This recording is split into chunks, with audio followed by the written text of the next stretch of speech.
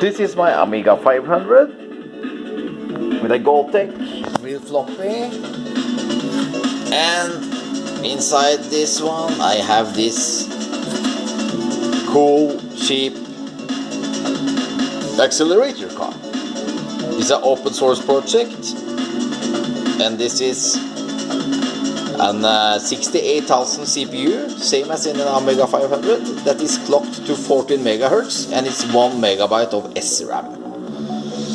So, you know, this is the double speed of what is originally in the Amiga 500, and with also the SRAM, it gives you a speed a little bit faster than a standard Amiga 1200. But you know, might think, what are you going to use this for? You know, it's some games, not that many, but it's some games that for sure benefit from it. It's some demos. But why I'm playing this demo now is because I also have, by the way, this RGB to HDMI. That's what I'm using now on my Plasma Panasonic. So, you know, if you're holding the control Amiga buttons for 5 seconds, then it will start to disable the fast RAM, and it will run like standard Amiga 500 speed.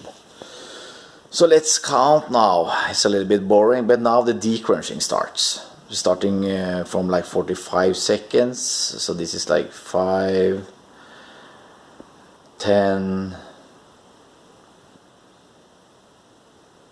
15,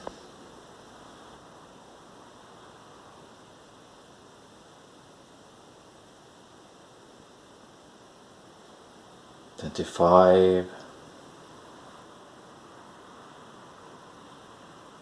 30, 35, 40,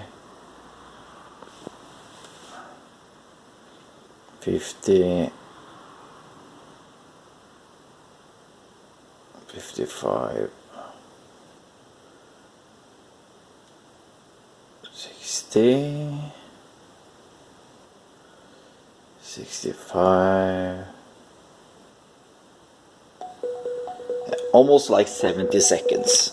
So if we reboot, and I will just look at the time here. When we're starting the decrunching routine, is starting there. It's like 03:05. I've managed to calculate that. Let's see. So yeah, so that's what I noticed. That, you know, decrunching routines stuff. If you're looking at demos and things, it's much faster. And this, what is so nice with this card, is like so compatible.